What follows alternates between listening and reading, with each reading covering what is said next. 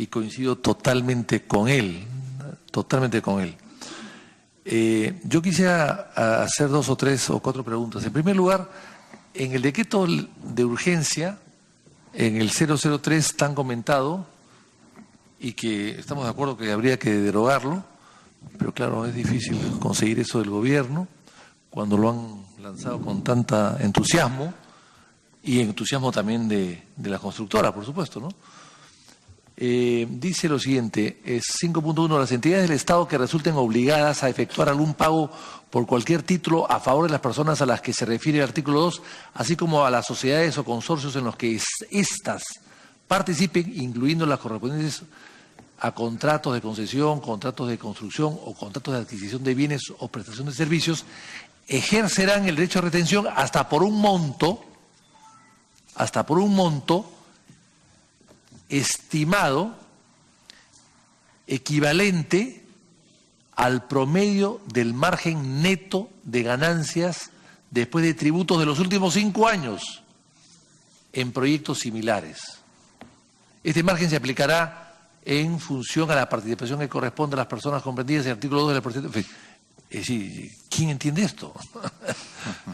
o mejor dicho, o queremos entenderlo como se dice acá. Me parece terrible. En segundo lugar, Presidenta, yo creo que sí, este decreto es para favorecer a todas, inclusive a Odebrecht, aunque aparentemente no lo es, porque si se autoriza, si has aceptado tu culpabilidad, tienes que pedir permiso para vender, pero el permiso te lo va a dar la ministra de Justicia con datos que te da la procuradora. Y la ministra de Justicia de esto sabe muy poco. Debería ser transportes o economía, pero justicia, bueno, no, nada tiene que ver. O sea, se le han dado ese encargo para que lo ejecute simplemente a pedido del presidente del Consejo de Ministros. Y las empresas que no se han declarado culpables, como hemos visto OAS que ya vendió, bueno, cuando las condenen dentro de 15 años. Porque hay que recordar que acá el juicio Marzano duró 25 años. 25 años el juicio Marzano. Y estos juicios pueden durar igual. Entonces dentro de 25 años, ¿a quién se le cobra? ¿A quién se le cobra? Y da la casualidad que el presidente de Petroperú, que es un hombre muy vinculado al gobierno, ahora es presidente de Grañé Montero. Y sigue siendo vinculado al gobierno. Y cómo hay directores en Grañé Montero y en las empresas estas, socias de Odebrecht y de Lavallato, que están muy vinculados al gobierno y son parte del gobierno y representan al gobierno. Entonces, evidentemente no hay ganas de intervenir las empresas constructoras, porque es un cartel. Capeco dice que no es un cartel. Pero claro, hay un presidente de Capeco que hace 5 años que está prófugo de la justicia y no aparece. Y nadie dice nada. O sea, es un cartel. Y cuando vemos que las empresas que están vinculadas al Lavallato, Presidenta, son la ICSA y la supervisora, son las mismas que hicieron la estafa de la vía expresa del Callao. Y aquí no pasó nada tampoco. Volviendo a lo anterior, Presidente. Entonces, con la sabiduría y el coraje del señor Mendoza, que es uno de los pocos economistas realmente independientes que tiene este país.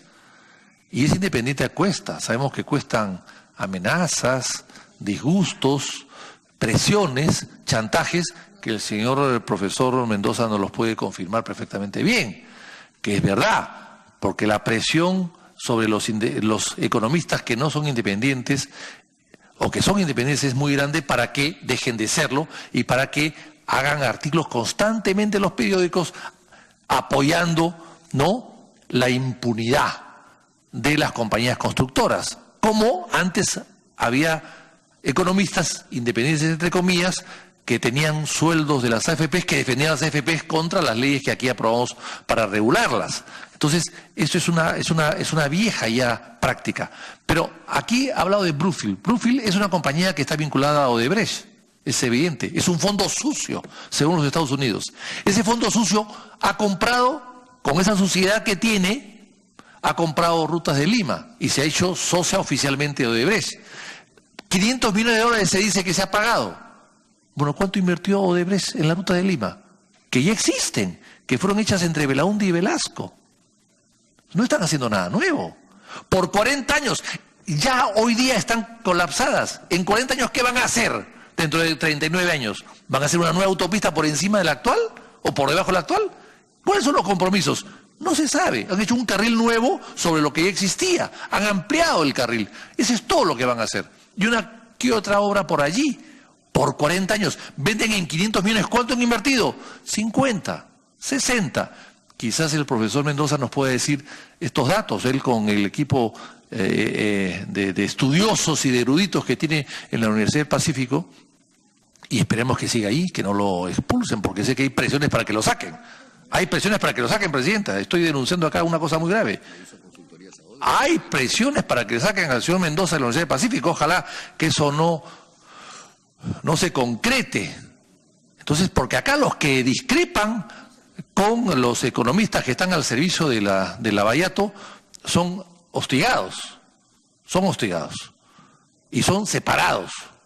Así que yo me alegro que el señor Mendoza resista hasta el día de hoy con firmeza y con carácter. Entonces, ¿por qué no estudiamos? Ellos quizás puedan estudiar en la Universidad del Pacífico, que tienen más elementos que nosotros, presidente. ¿Qué cosa es Brusil?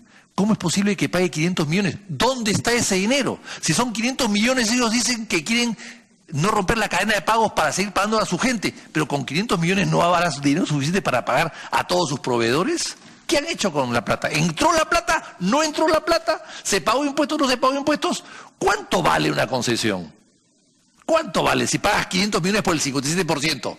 ¿Cuánto vale? ¿1.500? ¿1.000 millones? ¿1.000 millones vale esa autopista que ya existe? ¿Y que van a hacer, qué, unos cuantos carriles? ¿Cuánto vale Olmos? ¿Cuánto ha invertido Odebrecht de su bolsillo en Olmos? 33 millones. ¿Y en cuánto lo quiere vender? En 500 también. ¿Y cuánto va a recibir en 30 años? 580 millones. Entonces, ¿eso es posible? ¿Eso es negocio? ¿O es usura? ¿O es un asalto al Estado? ¿Y se va a permitir que vendan? Entonces, presidenta, es una cosa muy grave. Es muy grave lo que está pasando. Y el gobierno, con todos sus amigos, aquí y allá, todos son amigos del gobierno, todos los constructores son amigos del gobierno. Entonces, el gobierno no puede tomar decisiones de esta naturaleza, no quiere tomar decisiones de esta naturaleza, decisiones drásticas. Se invierte el Club Alianza Lima. ¿Qué importa? Son futbolistas, ¿qué importa? Están acá en la victoria, ¿qué importa? Se invierte la U. Bueno, tampoco importa, ya Lolo Fernández murió hace muchos años. Pero, ¿y las empresas estas que han estafado al Estado con miles de millones de dólares? El gasoducto del sur, ¿qué cosa se puede hacer? ¿Cuánto es el sobreprecio del gasoducto del sur? ¿Cuánto es el sobreprecio de Talara? ¿Por qué empezó con 1.300 y acaba en 5.000? O sea, hay ciertas cosas. Talara, el señor profesor Mendoza ha escrito mucho sobre Talara. ¿Quién eleva los precios? O sea, ¿cómo es que pasa de directorio en directorio y va subiendo los precios automáticamente como si fuese una máquina tragamonedas? Que va subiendo y subiendo y subiendo. O sea, ¿y dónde están los responsables? ¿Qué precios hay? Aparte de los precios del gobierno aprista, que no sé si han sido, en fin, delatados por alguien en ese gobierno, salvo 2 precios del gobierno aprista, 2 nada más. El resto no están. ¿Dónde están? ¿Hay detenidos algún socio de Odebrecht? ¿Algún funcionario o empleado de las empresas que han sido socios de Odebrecht? ¿Hay algún detenido? No. Ni siquiera está detenido los empleados de Odebrecht en Lima. Se pasean por las calles, los vemos en los restaurantes de 5 cubiertos. Hay que tener cuidado porque a veces se llevan los cubiertos a su casa. Pero es verdad. Entonces, yo pregunto al señor Mendoza, que ha escrito tan bien y tan acertadamente sobre esto, y tan valiente, por Dios, es un... Claro, por suerte no trabaja para el Estado, sino ya lo hubiesen despedido, como Lampuero. Se hubiese enterado por la televisión que ya no está ahí. Por suerte es una universidad seria, que tiene presiones, por supuesto, pero que mantiene su soberanía y su independencia. Entonces, ¿cómo vemos las concesiones? Hay que revisar las concesiones. El Perú está detenido porque las concesiones están detenidas también. El presidente Belaúnde hizo una autopista a pesar de la oposición aprista de aquella época, una autopista Cañete de 70 kilómetros en su primer gobierno. Hizo y continuó la autopista, primero a Pucusana a 70 kilómetros en 5 años de gobierno, con plata del Estado, obra pública. Regresó al gobierno y continuó la autopista Cañete otros 70 kilómetros, o sea, 140 kilómetros en 10 años de gobierno, con dinero del Estado, obra pública, y con la oposición del APRA, por supuesto. Y hoy día, esa autopista, después de 15 años de estar concesionada, 15 años, ha avanzado 40 kilómetros más. O sea, en 10 años se hacen 140 con plata pública. Hoy día, en 15 años, se han hecho 40 kilómetros y llega a Chincha, cobrando un peaje de 20 soles.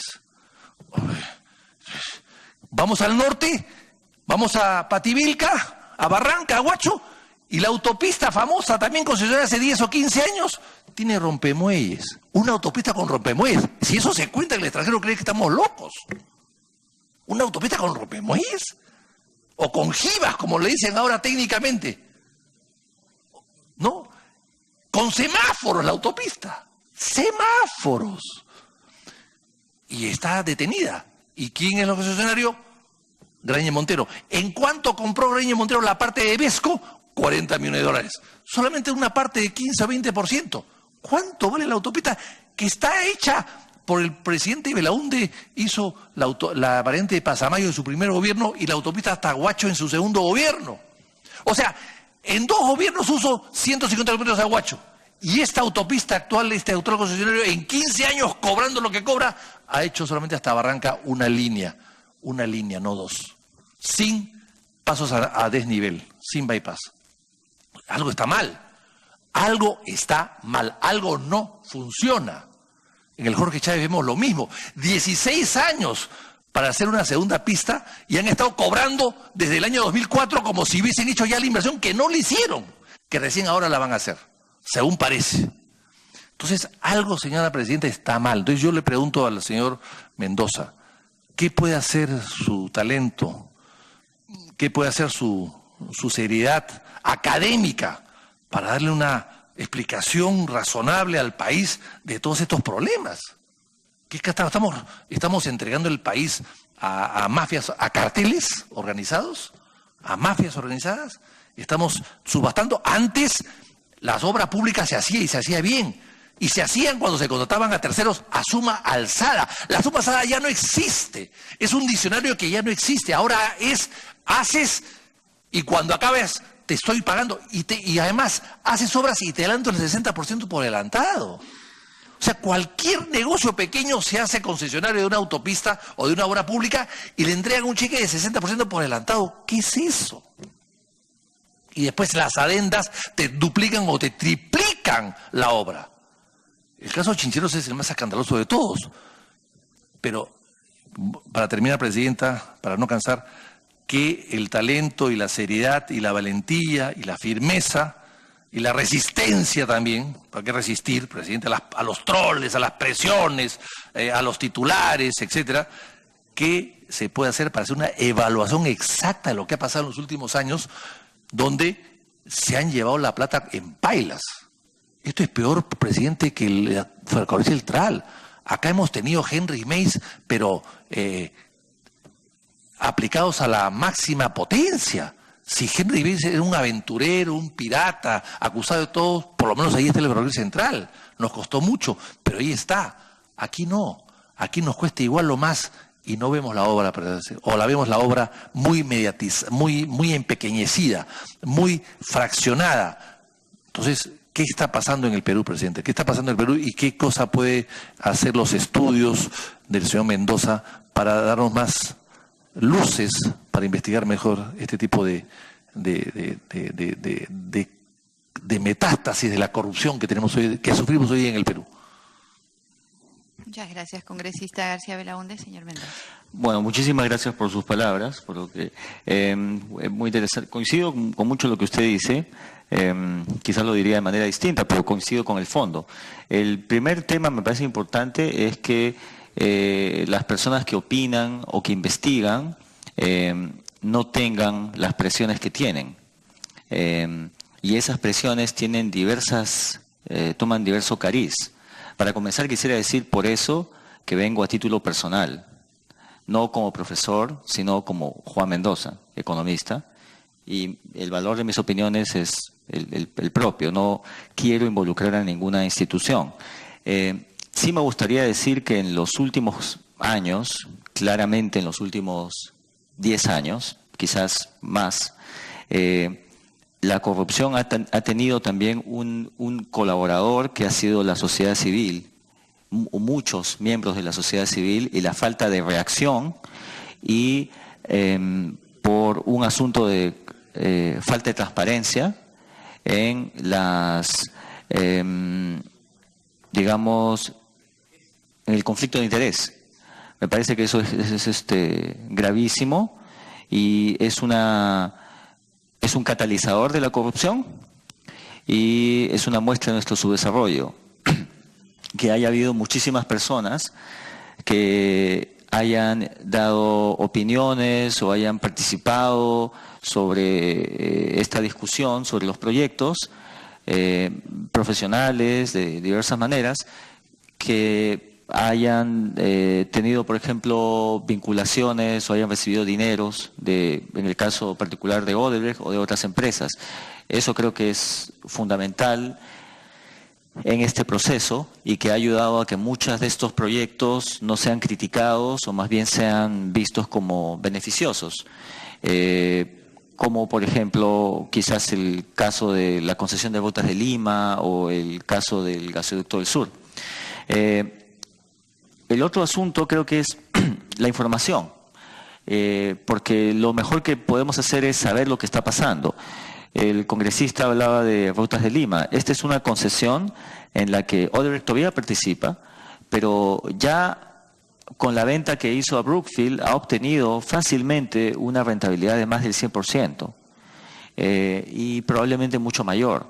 Y una rentabilidad de esta magnitud en un periodo tan corto sugiere o que la concesión estaba muy mal diseñada, que era lesiva a los intereses del Estado, o que podría haber habido algún otro elemento quizás ilícito, porque no es posible normalmente obtener esas tasas de ganancia en los negocios lícitos en tan breve plazo. Lo otro, me parece que lo que decía el congresista tiene que ver con otra manera que muchas prácticas ilícitas han tomado, otra forma, que ha sido el de obtener asociaciones público-privadas con condiciones contractuales muy favorables al privado y poco favorables al Estado, ¿no? Y creo que eso también exige un esfuerzo de investigación, de dilucidar por qué se dieron esas concesiones, por qué participaron tantas personas y tantas instituciones incluso. Y nuevamente, porque mucha de la sociedad civil fue cómplice de lo que lamentablemente en la práctica hemos visto en los últimos años, que ha sido un asalto al bolsillo del ciudadano, ¿no? Y han sido cómplices ya sea con su silencio o asimismo con las opiniones técnicas o profesionales favorables sobre distintos proyectos, ¿no? Así como en la elaboración de los proyectos con un diseño equivocado, que podía llevar después a necesariamente adendas, ¿no? Muchas veces esto se conoce como ofertas temerarias o, digamos, entrar a los proyectos, ganarse las concesiones en condiciones que van a ser imposible que se cumpla el proyecto a menos que haya un aumento de precio. Pero claro, ya la concesión está dada y al Estado en ese caso le resulta también difícil acabarla, ¿no? Hay muchos ejemplos de eso. Probablemente la intervención de Casur es un caso claro en que hubo un muy mal diseño del contrato inicial, que después tiene una serie de consecuencias que todavía tenemos hoy, ¿no? Pienso que lo que decía el congresista sobre el artículo 5.1 del 003 es muy difícil de estimar, porque cuando se habla de retención sobre proyectos similares, es bien complicado escoger esos proyectos similares, ¿no? Y coincido también en que me parece que lo que hay que hacer es evitar que empresas sobre las que se sospecha han obtenido concesiones a través de coimas y de pagos ilícitos, liquiden sus activos en el país, porque una vez que eso sucede, como realmente la culpabilidad solamente se establece con sentencias judiciales, y esa culpabilidad puede tomar, entonces, el que se establezca esa culpabilidad puede tomar muchos años, eso podría terminar más bien siendo el aliciente para que otros Odebrecht del mañana vuelvan a robarle al Perú, ¿no? Yo pienso que el corrupto, además de tener una disposición inmoral, hace un cálculo económico. Y entonces, si uno puede venir a un país como el nuestro, obtener tasas de ganancia fabulosas, vender sus concesiones, ese es un ejemplo que otras empresas corruptas en el futuro podrían seguir, ¿no? Porque si una empresa no tiene activos en el país, o esos activos no están embargados, o no se tienen medidas cautelares, ¿cómo se podría efectivizar el cobro del resarcimiento o de las multas, o ¿no es cierto?, que pudieran establecerse para disuadir esa actividad? De manera efectiva, yo pienso que eso no va a suceder. Entiendo que el decreto que sea complicado derogarlo, pero quizás sí ameritaría que se modifique de manera radical, ¿no? Bueno. La palabra, Mauricio Mulder. Presidente, sin duda, todo este tema, visto desde un punto de vista global, amplio, genera honda preocupación sobre el futuro del país, en la medida en que están comprometidos ingentes cantidades de recursos que entiendo que en su momento también el doctor Mendoza lo ha señalado como una especie de hipoteca hacia el futuro que nos ha dejado el gobierno anterior, con unos megaproyectos que a todas luces son exageradamente caros. Pero, ¿cómo es que se podría hacer? Es decir, yo veo, por ejemplo, a veces en la prensa sale que en Panamá embargan de frente todos los bienes de las empresas que están vinculadas. Y acá hay un temor, digamos, a aplicar una medida radical de embargar directamente o expulsar a una empresa, etcétera, porque se habla de la cadena de pagos, etcétera, etcétera. Y entonces nos vemos un poco en la situación de que el estado de cosas en nuestro país sigue siendo casi como que no hubiera pasado nada, pues, ¿no? Por ejemplo, se ha hablado de la Interoceánica. En la Interoceánica efectivamente se hizo, lo hemos investigado acá, una licitación en la que apuradamente, en una sesión en Palacio de Gobierno, sí o sí aprobaron, creo que fue algo así como 600 millones. Y después, claro, vinieron como 6 o 7 adendas que aumentaron el precio. Algunos dicen que la corrupción está en las adendas, otros dicen que la corrupción está en haber dado una concesión para que después hubiera adendas, pero asegurarla en el gobierno anterior. Esa ya es otra discusión, pero lo cierto es que esa carretera produce un peaje que está beneficiando a las mismas empresas que han estado implicadas en este tema. En el caso, por ejemplo, de la línea amarilla, exactamente igual. OAS vendió cuando no había ni el decreto, y ahora hay otra empresa que la ha comprado, y ahí siguen subiendo el peaje y no pasó nada, pues, ¿no? Ya está todo oleado y sacramentado. ¿Cuál es el temor del gobierno de aplicar una política, digamos, más severa, más precisa, ¿no?, de embargo de bienes y de iniciar procesos penales mucho más expeditivos y rápidos? Sobre todo si tenemos en cuenta que, de acuerdo a lo que señala el decreto 003 en la página web del Ministerio de Justicia, se ha publicado una lista de 45 empresas, pero todas son las de Odebrecht nada más. y esto es porque Odebrecht en Brasil, y el decreto habla de que se hayan acogido en el Perú o en el extranjero, ya sabemos que tiene una posición de colaboración, aunque aquí judicialmente todavía no se refleja en absolutamente nada, pero en Brasil por lo menos en algo. ¿Cómo es que las demás empresas, Grani Montero, IGCS, Ingenieros, las empresas peruanas domiciliadas en el Perú, harto conocidas, no hayan manifestado en ningún momento una voluntad de acogerse a nada? ¿Por qué? ¿Qué ha pasado? ¿No las han invitado a ese tema? Y siguen ahí presentándose a todo tipo de concursos y de obras. O sea, ¿cuál es el temor?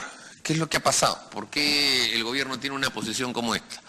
Algunos manifiestan que es porque temen que estas empresas o sus socios enjuicien al Estado peruano por abuso de autoridad, ¿no? Y que esos juicios lleguen al CIADIS y se pierdan.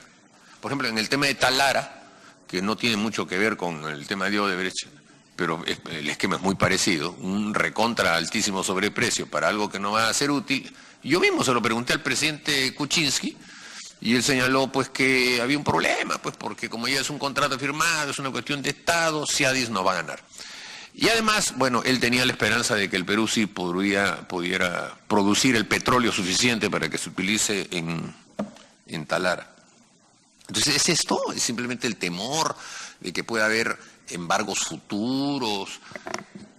¿Qué razón puede haber alrededor de un decreto de urgencia que a todas luces no está resolviendo absolutamente nada?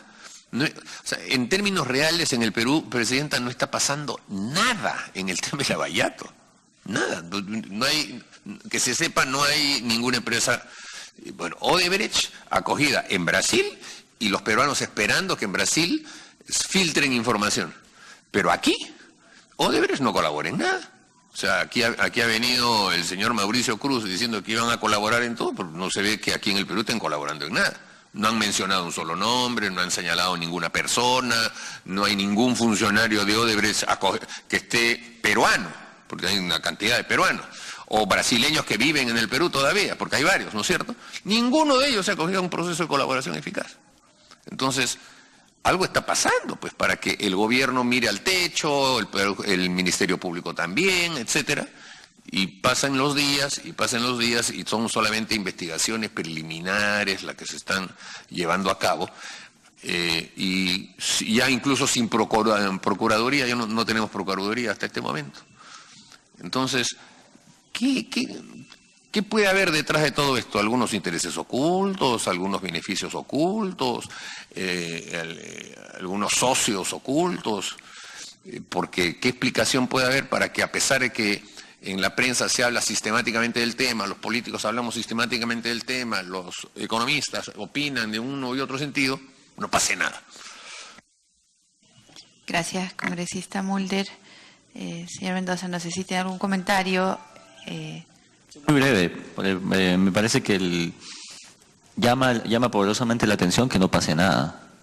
Y yo creo que la ventana de oportunidad para saber qué ha pasado se está cerrando.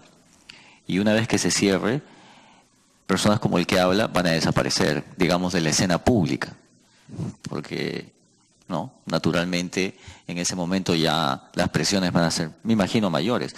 Yo lanzaría como hipótesis, quizás, el que para la inacción, claro, primero la magnitud del problema y que igualmente parar estas concesiones requiere, además de un liderazgo y todo eso, también hay un costo económico en el corto plazo y de proyectos inflados, ¿no? Porque el PBI, de todas maneras, en el sur puede aumentar si se hace el gasoducto. Y claro, ese beneficio se percibe ahora, el costo se paga mañana. Y esa podría ser una posibilidad. Yo me sorprendo de la lentitud de los procesos, de, por ejemplo, por qué los procuradores públicos la Procuraduría Pública no ha solicitado la intervención de los proyectos o las medidas cautelares como los embargos, que es el procedimiento usual en el mundo, en situaciones similares, y que apunta precisamente a que mientras la la investigación avanza y los procesos judiciales se desarrollan, las concesiones no pierdan valor y no se perjudique más